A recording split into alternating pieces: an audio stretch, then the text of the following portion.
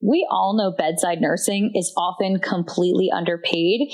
Yet at the same time, nursing is one of the few degrees out there that can completely transform your socioeconomic status and be used to truly build wealth. Here at Confident Care Academy, we're obviously passionate about anesthesia as one of the paths nurses can take to get into a new tax bracket, but anesthesia is also not right for everyone, and not everyone should have to go into anesthesia. In this episode today, we're going to talk about using social media to build wealth or build a brand as a nurse. We're going to give you 5 tips on how to generate income with social media and pitfalls to avoid. Before we dive into it, my name's Chrissy. I'm a certified registered nurse anesthetist. I've been practicing as a CRNA for the last 6 years. Before that, I was a CVICU nurse, and I'm also a content creator. My name is Anna. I am now a second year RRNA. That means I am in my second year of CRNA school. Prior to that, I was a travel nurse for about 2.5 years, working in COVID, MICU, trauma, even PACU, worked pretty much all over the place. And as a staff nurse, I worked in CVICU as well.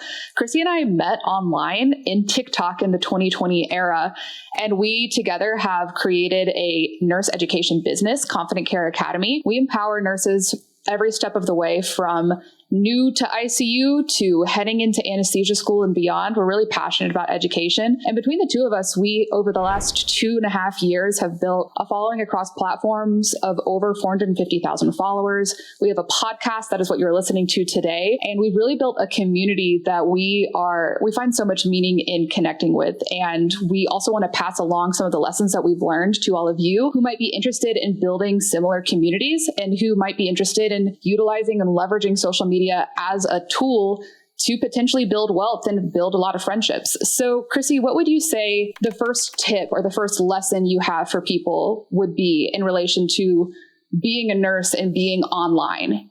I think the absolute most important tip, if you're going to build a social media presence, whether that is as a content creator, influencer, or whether you start creating a personal brand to launch a business, you have to know your why. It's really tough being consistent on social media. We all have lives off camera, and it's also really challenging being in the public eye. There's always going to be backlash online, even when you're doing the right thing. It can be really hard to be picked apart and put yourself out there. In order to keep showing up consistently and deliver the message you want to deliver, you have to know your motivation. You have to have a starting place that you're building from. Here at Confident Care Academy, it's safe to say that you guys are our why. For every single piece of content that I create, I am speaking to a younger version of myself, which is where I think it's safe to say almost all of you are right now. Sometimes I look back on the new to ICU content and I think about things that I struggled with as a new grad nurse or things that I know other nurses around me struggled with. When we're writing scripts for the podcast, we are writing scripts for people who are along different points in the journey. I liked what you said about staying consistent. I think that's a huge takeaway from social media, that it is something that is very much an accumulation over time. It is not something that happens in a day. You might experience what it feels like to have a video go viral. And you might experience that dopamine hit of like, oh my gosh, this video has blown up. But really showing up and then having a why for why you're showing up, whether it's to educate the general public, to connect with other nurses. I think really figuring out what your why is, and then knowing that it's going to be something that you're just going to have to be consistent in. You need to show up every day or every week or every month, whatever consistency looks like to you. I think it's helpful for frame of reference to know that it's something that takes a long time, right? Did you even think about that at the time as you were starting? Did you have your why completely ironed out when you first started, Chrissy? No, actually, it's funny. In the beginning, my why was I had started a food blog and Instagram because I was learning plant-based cooking. And at the time, I couldn't find recipes that were flavorful enough or reasonable enough to create that I enjoyed. And so I had an account called Chrissy Goes Hippie. And if you scroll back far enough in my Instagram, you can still find those old posts. And then I got on TikTok to share food recipes. And then I kind of stumbled into a trend that reminded me of my job as a CRNA. I posted an anesthesia video that was silly and it blew up. And then I realized that people really wanted to know about this career and what a need there was for information. And then it reminded me of how little information there was for me when I was trying to figure out what being a CRNA was like, or how to become a CRNA, I should say. And then it really reminded me about how little I knew as a nurse. When I was an ICU nurse, I had just so many gaps in knowledge, and every day in CRNA school was just a light bulb moment for me about the information I wish I had back when I was a bedside nurse. So I kind of pivoted from creating food content to filling this need, not only for the audience that was requesting it, but also writing content for my former self. Every single piece of content that I write is designed to address a question that I had myself along the journey, or that I know you guys are still having. And that's also, I think it's safe to say, why we created the Confident Care Academy membership. We also didn't have resources at the time, and that is why we created an entire video lecture library and discussion board for wraparound support, so that we can give our younger selves and people who are in the same positions as us the education and support that we wish we had. So that is my why. Chrissy goes hippie. I love it. So I feel like the podcast is the place where you're really getting like the scoop of the lore, like Chrissy origin story type of stuff. Because this is stuff, I mean, I didn't even know that the name of your food blog was Chrissy Goes Hippie. And it's so cool to see your why evolve over the last couple of years. I think I was the same in that I didn't initially come online to social media to immediately start educating other nurses. I think I initially reached out looking for community, and I initially reached out on TikTok in 2020 as a COVID ICU nurse. And I was really trying to do two things. I think I was trying to learn how to make videos as kind of a distraction from how like rough things were in 2020. It was like a welcome distraction. And then I was trying to educate the general public about, vaccines and COVID. And then I was also looking for community with other nurses who are going through the same thing. And over time, I think I really found that, similar to you, Chrissy, like I love educating. And then as my former self wanted all of these answers to these questions, I found myself making more and more content that was catered to like me 3 years ago.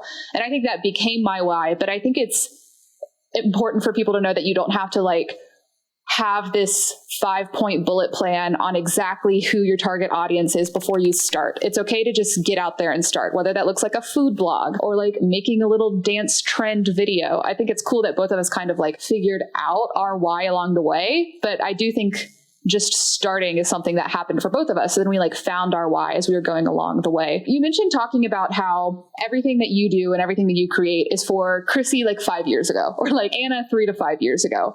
So what can other people do as they're looking to start to make content in relation to thinking about like what other people want? Like what is an audience that you should target, and like what advice do you have there? That's probably the hardest question that every content creator or future content creator comes across, because sometimes you don't know the answer until you're working through it, right? Just like knowing your why. But the most important thing is to know your audience. If you don't know your audience, if you don't know what they're looking for or who they are or what they're interested in, you can't be everything to everybody. It's important that you are creating with one specific person in mind. So, again, for me, my audience is people who are along the journey that I've already been on. For you, your audience might be something totally different. I think it's important for people to realize that content creation, contrary to popular belief, is not about the creator at all. Even when we're consuming lifestyle content, you see people who have like the perfect little houses and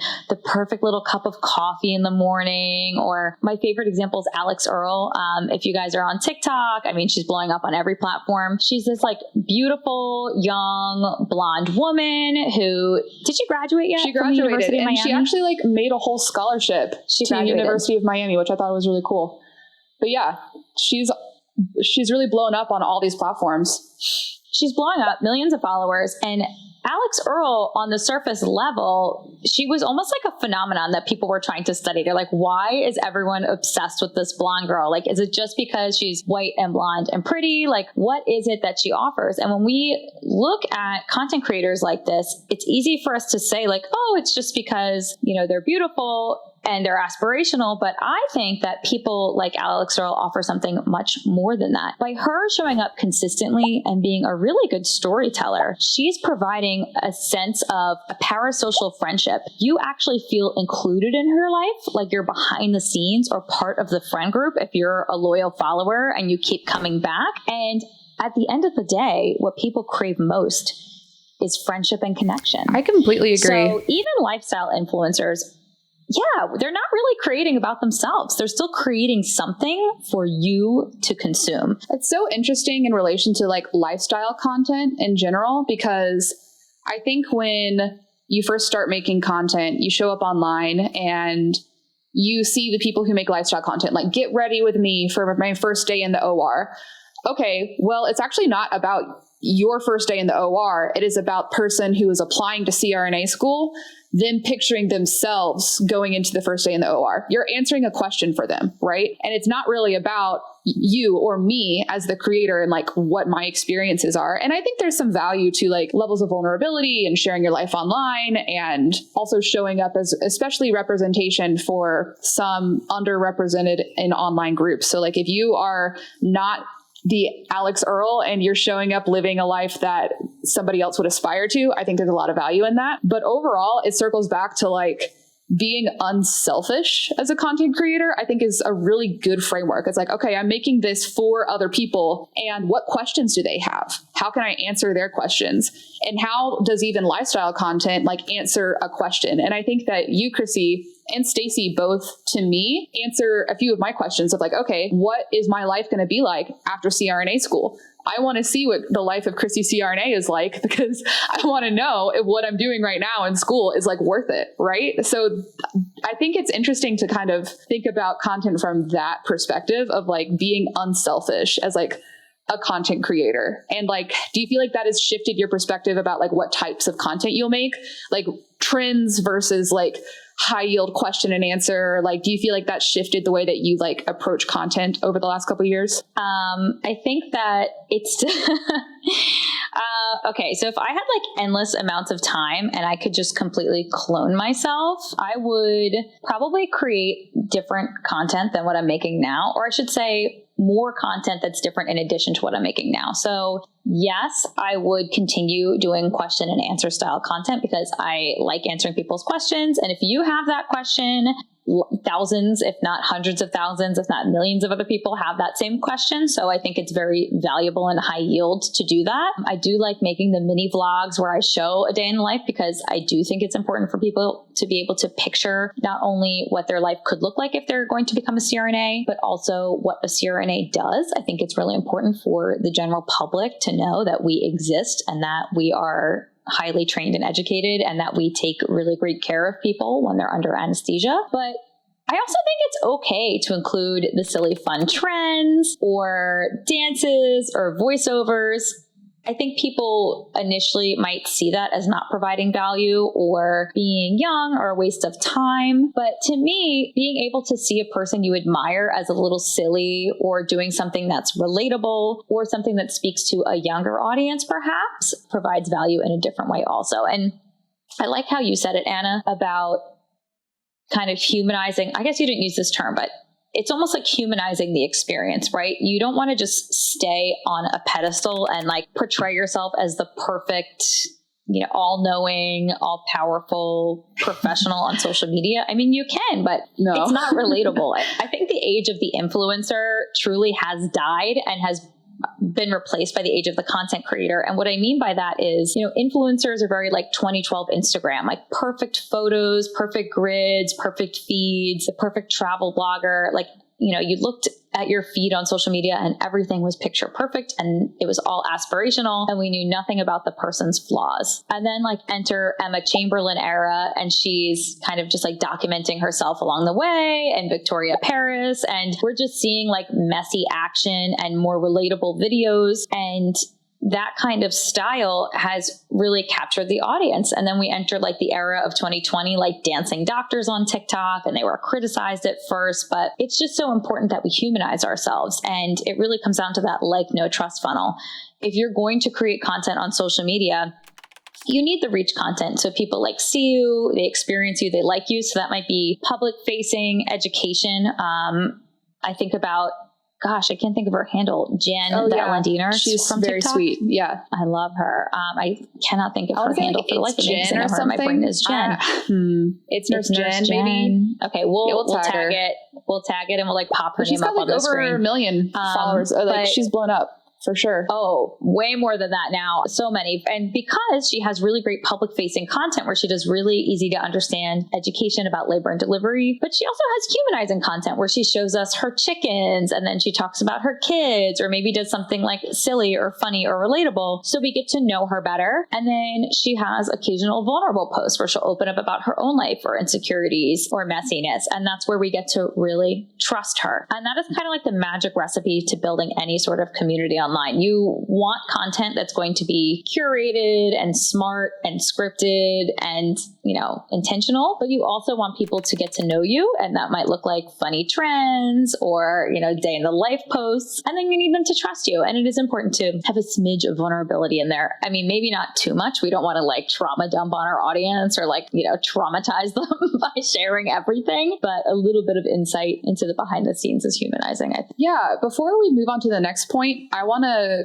kind of define a few of the terms that Chrissy and I have watched.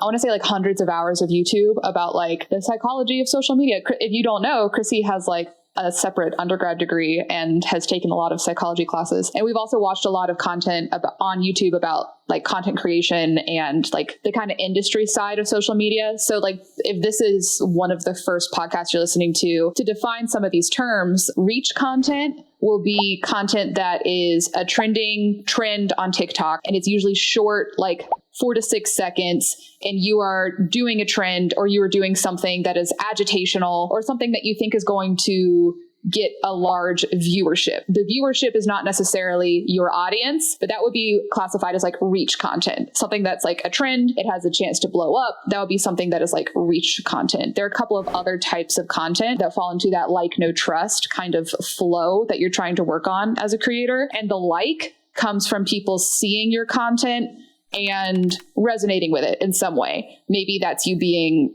a little educational, or they find some value in whatever you're making, whether it's a lifestyle video, day in the life of a nursing student. I'm a nursing student and I like this video. Or it is some other type of content where you're providing some sort of value. That's the category. The no category is them seeing kind of your expertise on a subject. That would be where you do Q&As. I do Q&As every single Thursday on my Instagram, and that is connecting with the audience, but it's also providing a lot of free value. And then trust is where it comes into play of people trusting you over time and of you showing up consistently and of you choosing to be a little bit vulnerable online. So that's kind of an interesting psychology framework that I think is kind of helpful for people to think about sometimes as they are building a community. And again, the most important thing is to just start.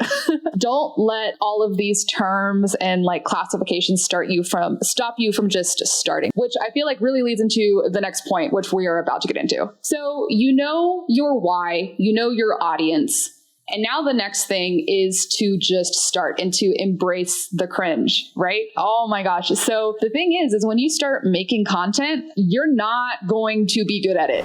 It's going to take a long time, and you have to be okay with showing up online to a potentially massive audience and not having the best video editing skills, potentially being wrong about something. And you have to be okay to show up and to just start. Chrissy, what was it like for you to embrace the cringe, if you will?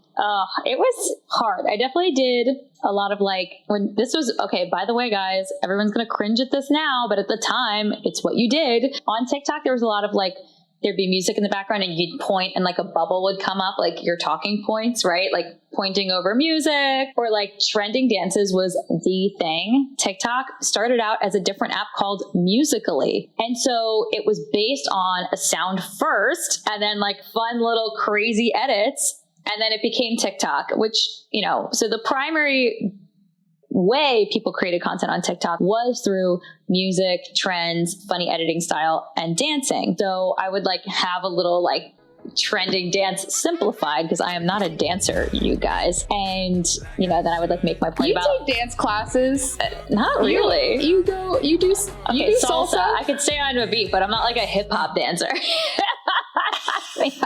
Or like a contemporary dancer. I am no Charlie D'Amelio, but I'll say this. It was a lot of fun, and it helped me get comfortable with being uncomfortable really quickly. People made fun of me at work. People made fun of me all the time, but I just got good at being okay with being made fun of, which is something that I was never really able to do before. And I knew that it was important to keep going because it was providing a lot of value. I still have these old videos that keep recycling and blowing up, where it's one of my first videos. I'm like talking about a CRNA schedule, and I hate it every time it cycles back, but it's going viral again for like the 85th time. I'm like, this is brutal, you guys, from like November of 2019, but that's okay.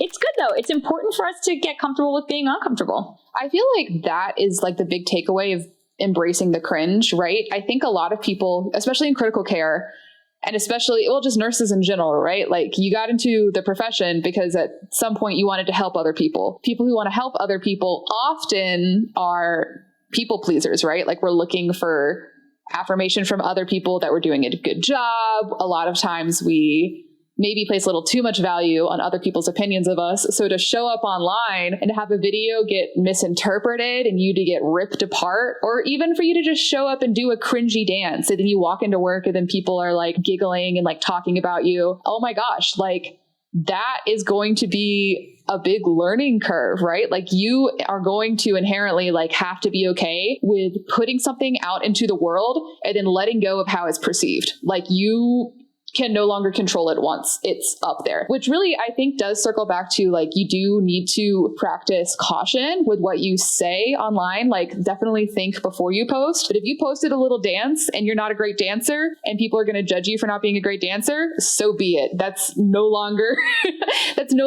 your problem, right? So I think for me as a people pleaser, showing up, or like a recovering people pleaser, showing up online in 2020 and 2021 and beyond, I feel like helped me grow as a person a lot faster, to be okay with not every single person liking me, right? Especially like if you do public facing education stuff. Like if you are telling people that you need to wash your hands and get vaccines, that's apparently controversial in the United States of America. Like that's not going to be well received by everybody. And you're going to have to be okay with standing behind your values, right? And standing up for like what you know is right, even if it's not always well received. Like, did you ever receive some backlash for anything that you like stand 10 toes down in, COVID or otherwise, Chrissy? In the early days of COVID, oh guys, this is going to grind my gears. Here's a little bit of lore coming your way. I'm about to drop some tea on some of the nurse talk tea of social media. So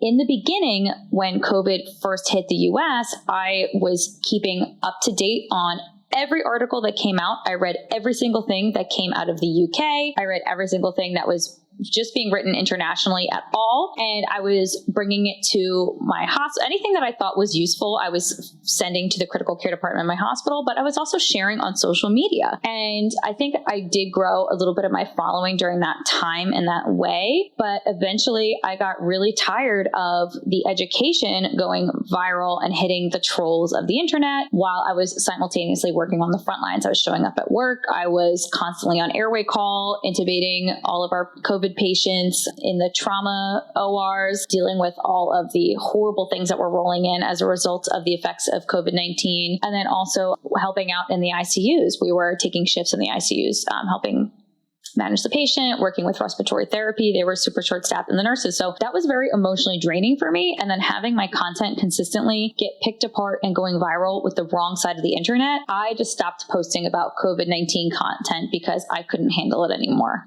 Then proceeded to get backlash from some of the COVID warrior nurses of TikTok who came onto TikTok after me, had no idea that I used to post that content, and criticized me in a private friends only post for not being like a, public facing COVID-19 lecturer like they were like on some pedestal. By the way, none of them had worked with COVID-19 patients at all. They were all like work from home people. Like I was horrified.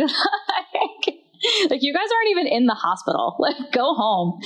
And it was really hard for me. I was getting a divorce at the time. My grandfather was dying. It was like literally Christmas. It was literally Christmas Eve as well.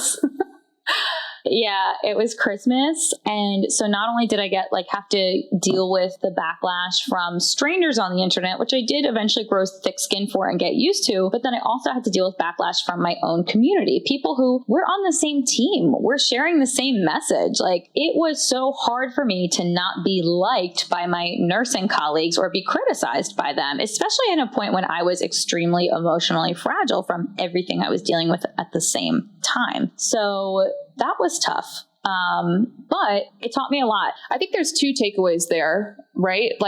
Or two things that I take away from that story. One is that it is okay to protect your mental health. Like, if you are working in COVID every single day for 60 hours a week, it's okay actually to come home and make a TikTok about, the buttered chicken that you had that night, or a movie that you just watched.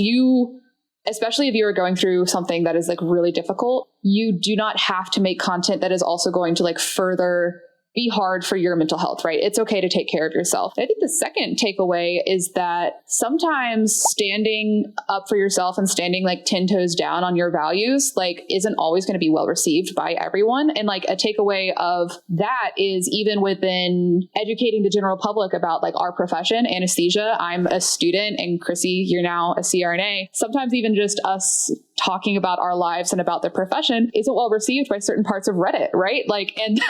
And that's God. I have every other month I'm on RRNAs. If you guys want to just take a gander and scroll, you'll see my face there every 20 or 30 posts. So if there's just cycle the same creators over and over again. Well, and so if you're a CRNA and you're not on RRNAs, you haven't made it yet. You gotta. So there's a level of, they're my fans. And I say that I say that with as a laugh, but I think the takeaway there is that you can be educating the general public, you can be educating people and empowering people, just talking about your profession, and it's not going to be well received by everybody all the time. And that really circles back to you have to know your values and stick behind them and take care of your mental health, and then also be okay with not being universally well liked by everyone on the internet. But then also take away from that, oh my gosh, a thicker skin, incredible. And then a couple of other skills, right? I think some of the skills we've taken away from being online in the last couple of years, I didn't know how to set up a lighting setup or how to use cameras or post audio production editing for sound, right? These skills are really cool. And there's something that you can take away from using them just on social media. And you can use that in other ways, not only just, and I think we're about to talk about monetizing social media. And I think it is important that you really have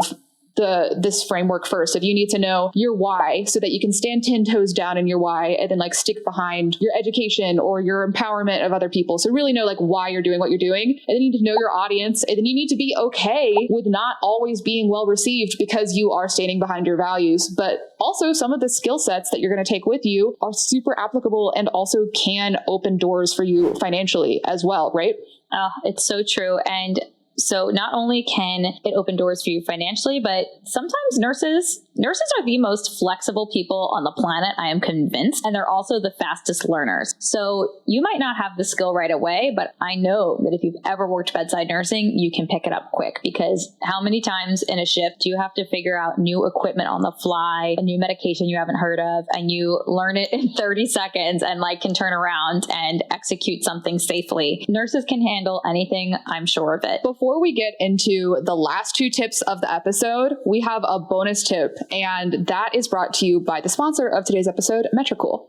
The bonus tip is to get organized. It's so true, Anna. When you fail to plan, you really can plan to fail. Here at CCA, we are all about getting organized. We have to stay on top of things. It is just not sustainable for us to be full-time working, full-time grad students, and also run our content creation empire.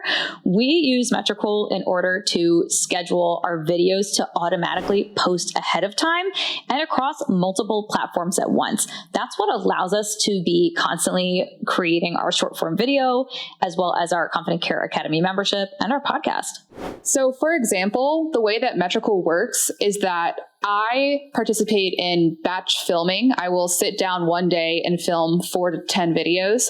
Metrical allows me to schedule those videos to publish on TikTok, Instagram, YouTube Shorts, and even Pinterest. And this is something that allows for me to have the peace of mind to go be a full-time anesthesia student. I really couldn't do it without Metrical. I've been using Metrical myself for over a year and a half now. It's a product that allows you to really do both, right? You can manage content creation and uploading even early in the morning, which I think is great because your video might be the first thing that people see. And then I can go to class with the peace of mind knowing that all of the content has been uploaded across platforms. I think that's such a key takeaway. By using that auto scheduling feature, it allows you to post consistently, even on the days that you're busy, like you're in class, and continue to provide value to people. We also use Metrical to look at our analytics, which is another really important part of becoming a content creator. That helps us figure out what's working and what isn't. We've been using Metrical for about 2 years now, so we can authentically recommend this to you guys. Metrical is free to use for content creators, but as our content creation is evolving and expanding, we use Metrical's premium upgrades in order to use more advanced analytics tools and to post to even more platforms. Check out the link in our description to get the premium plans for free for 30 days for any of the premium plans. We really can't recommend this tool enough. Having our analytics in one location really helps us to interface with brands as we are working out content creation deals. And it gives us peace of mind to know that all of our content is getting uploaded across platforms. Again, the tool is free itself, and you can try out the free premium plan using the link in bio. I think that really brings us into that next point we wanted to talk about with monetizing. Anna, how do you like to approach monetizing and interfacing with brands? This is my big takeaway for every nurse out there, especially if you're a woman and especially if you struggle with being a people pleaser. Negotiate like a Chad. If there's a CVICU nurse bro named Chad, do you think that he would tell himself no? Do you think that he would be somebody who's not going to ask a brand for financial compensation to make an ad? No, Chad would ask to get paid, and so should you. Absolutely. And Chad would also charge what he's worth. I think a big misunderstanding that people who are not in the content creation space have is they look at following count and think that is what price point is based off of. But brands actually care much more about engagement. Brands are going to have much more successful ad campaigns by dealing with medium to small size content creators because their audience really knows them and trusts with them and engages with their content and is more likely to buy from them than if they are looking at a major celebrity who's posting a product, for example. So it's not all about the vanity metrics. You don't have to have a big following to charge what you're worth.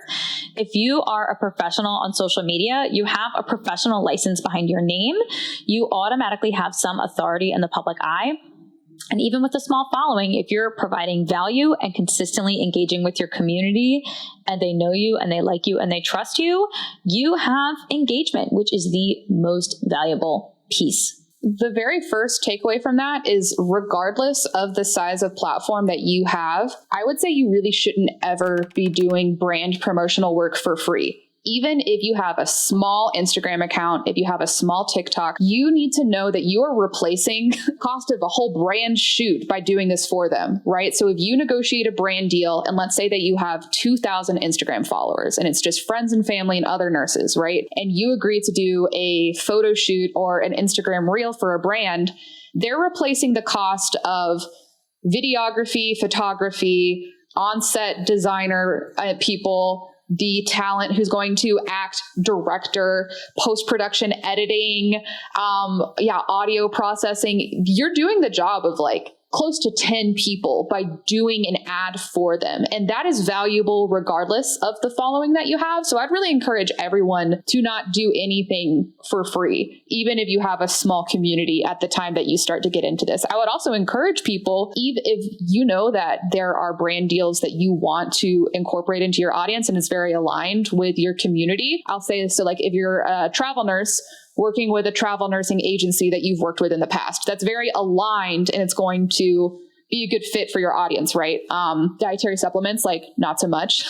And we'll talk about that in a little bit here. But I would say really like you shouldn't ever work for free, especially because one Instagram reel, if you're doing it for a brand deal, there's no way that it's going to take less than like 5 to 10 hours to do that. And your time is worth money, even if you don't have a very large following at the time that you're getting started. So like how to gauge all of this, like, do you have any lessons that you've learned over the last 2 years, Chrissy? Because like they don't teach this in nursing school, right? Like charging for brand integrations. So if you have like the tiniest following, so, okay, there's other things that you should also be charging for as well, like access to your community, the fact that their post is taking up space on your page, if they're planning to recycle it as their own ad content, whitelisting, advertising rights, all these things you should be charging for, usage fees. But I think a good way to start thinking about it, if you've never done a brand deal, if you have the tiniest following on the planet, is to, at minimum, just be charging for your hourly labor as a starting point. So your time could be spent just as easily with fewer back and forths, et cetera, as a nurse working overtime on the unit or picking up a per diem shift. So what's your overtime rate? What's your per diem rate? Let's say it's $100 an hour. The emailing back and forth to the brand, the concept, any reshoots, re-edits, post-production, posting time, caption writing, responding to comments. Calculate the number of hours it's going to cost you and think about accepting no less than what your overtime or per diem rate would be, $100 an hour. Start there. I think that's fair. Start there. I really don't think any nurse should ever accept less than $500 for anything ever. Like that should be your base, lowest entry point. I wouldn't. I don't think someone would even I actually think that's still too low. I actually think that's still too low, right? I would probably never accept less than 1,000 because you're going to also have community engagement, commenting, reposting, sharing to stories. And again, guys, a good rule of thumb is if they're going to have usage rights, meaning they get to like, you give them access to boost your post and to, recycle that content. We charge them 30% of the initial cost of the post each month that they have usage rights for it. And then usually we limit the amount of months. Your image and likeness, right? So they're using your face as an ad for their company for however long they allow you to do that, or for however long you allow them to do that. We charge about 20 to 30% of the base charge of the post per month that they're using our face as an ad on their account. Usually we give 3 to 6 months of usage rights where they can run it as like Facebook ads and stuff like that. There's a lot here. I will say this as well. We talked about engagement. Engagement is really everything. And also knowing your hourly rate is a lot as well. So like, I would say if you're a CRNA or you're a nurse practitioner or you're a travel nurse and it takes you at least 10 hours to do a post, like it's $100 an hour is what you're making as a travel nurse or as a CRNA, right? Or if you're working as a staff nurse and you're making, like $40 an hour, calculate your overtime rate and then go from there as like the base to make a post. So again, like brands really can see nurses as people who are like people pleasers and are really nice. I know that like the very first brand deal that I did, oh my gosh, like never do this, guys. So I made a brand deal, or I made a video talking about how I was choosing travel contracts with a certain agency. They asked if they could just use it and they gave me a hoodie, and the video literally got like 2 million views, and I took a hoodie and I didn't give them like parameters on usage. And from that experience, I knew that I needed to learn a lot. So I went to YouTube and I watched hours and hours and hours of videos about how do I price myself? What should I charge for usage? What should I charge for whitelisting? And we can list in the description a couple of the channels that we thought were really helpful, but at the very least, you should never work for free. I want to add really quick, one exception to this is if you're working for like a really small business and you want to do like a product for promo about something you authentically care about or a good cause that you care about, I will do posts either cheaper, or I have done free posts for organizations that I'm very passionate about, or again, like small business owners. That's something that is a completely different story. I think that you could look at that as almost like volunteer time. So if it's something you'd be happy to volunteer for, to support, then of course, please do that. There is kind of a problem right now with content creators almost like taking advantage of small businesses. at the same time. So we don't want to swing the other way either, like that's happening in the travel industry right now. But, for big companies that have real marketing budgets, please charge what you're worth. Because again, like Anna said, if they were charging for magazine space, TV time, running ads across Google, YouTube, or really anything other than what they're paying you to do, it would cost them 10 times more. But I recently did it was like a CRNA owned scrub cap company. I did a promo for them because they had gone to my school, and I thought, and I do a lot of union education, do that for free because I think it's a value set that I'm very much aligned with. But I do think that nurses definitely should know their worth, know that they shouldn't be working for free. And if you do something for free as a volunteer basis, just view it as volunteer work to try to help out a cause that you're passionate about. But again, Chrissy, and actually I am in agreement with you, Chrissy. You said you can do volunteering, and then if they have a marketing budget, charge them. And I think that's a good takeaway. And then as far as pricing, things are constantly changing. We can link in the description a couple of the channels that we learned a lot more about this. But at baseline, we'll say don't work for free, charge your worth, at least charge your hourly, and then definitely encounter usage and usage of your image and likeness. Account for all of that as you're pricing yourself out. I will also say this before we get into the next point, and the last tip is don't overextend yourself. I think when you first dive into this, you can end up on user generated content TikTok. You can pitch yourself to 40 different brands. And then all of a sudden you can find yourself very lost in the sauce, if you will, of every time you show up to create something, it's for an ad integration. And then you're not creating your own content very much. I'd be very slow as you onboard brand deals and just really make sure that they're aligned with your value sets,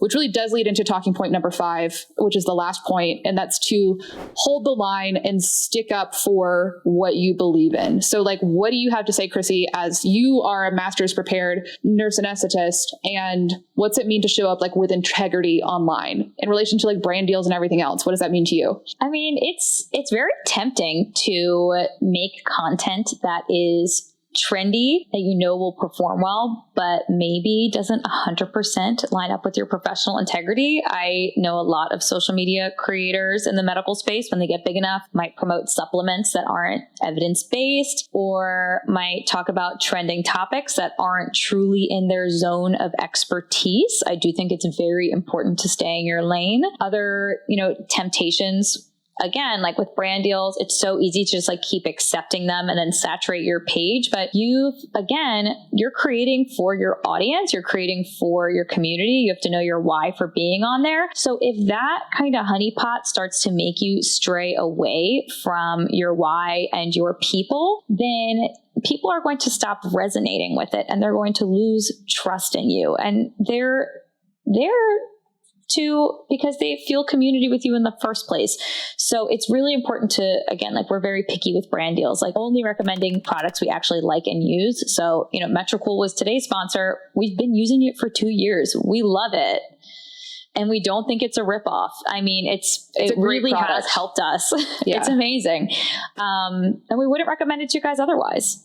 And you'll never see us promoting dietary supplements with no evidence. And I think really pacing yourself as you're onboarding brand deals. And then you said, Chrissy, the whole reason that you're online is for the community that you feel and build with other people. And like you said, I think it was a really great point. If you disconnect from that community and you kind of betray your own values, your community is going to sense that, and then they're not really going to resonate with you anymore. And that's the whole reason that they gave you a platform, right? And then if you're kind of not in alignment with the values of your community anymore, what are you without that community, So just be very cautious as you are accepting either brand deals or participating in certain trends. I would say definitely your reputation is on the line. What you post on the internet lives forever. And so you will make mistakes and say dumb stuff. I'm sure I have, and I've definitely made mistakes on the internet before, but I try to think about my content representing me as a human,